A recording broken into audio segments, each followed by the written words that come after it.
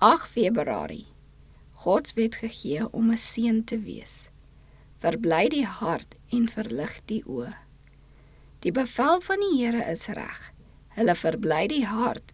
Die gebod van die Here is suiwer. Dit verlig die oë. Psalm 19 vers 9. Ons het min lig betreffend die geweldige omvat van die wet van God.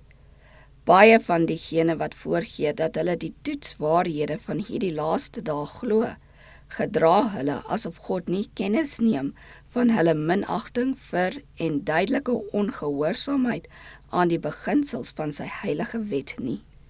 Die wet is 'n uiting van sy wil, en dit is Gods plan dat die mensekinders sy wet moet gehoorsaam, sodat hy hulle daardeur as sy seuns en dogters kan aanvaar. God het geweldig opgeoffer, sodat sy morele beeld in die mens herskep kan word, deur gewillige gehoorsaamheid aan al sy gebooie. Ontsettend groot is ons verlossing, want deur die geregtigheid van Christus is daar ruimskoot voorsiening vir ons om rein en sonder gebrek te wees en in niks kort te kom nie. As die mens Gods wet deur geloof in Christus sal onderhou, sal die skatte van die hemel tot sy beskikking wees. Maak oop die oë van die verstand. Aanskou die lieflike harmonie in Gods natuurwette. Staan verstom en bring eerbied aan u Skepper, die opperheer van hemel en aarde.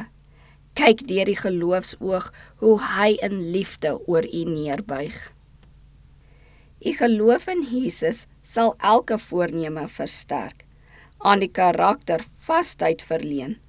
Al u geluk, vrede, vreugde en sukses in hierdie lewe is afhanklik van opregte, vertrouende geloof in God.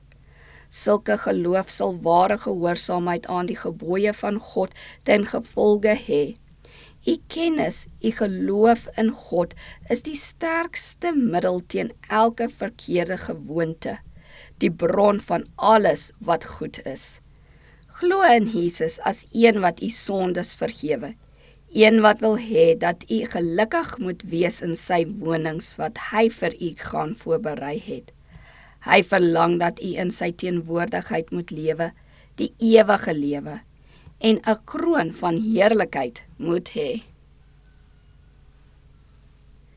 Die onderhouding van Gods gebooie word ryklik beloon, selfs in hierdie lewe. Ons gewete kla ons nie aan nie. In ons harte is geen vyandskap teen God nie. Ons leef in vrede met hom.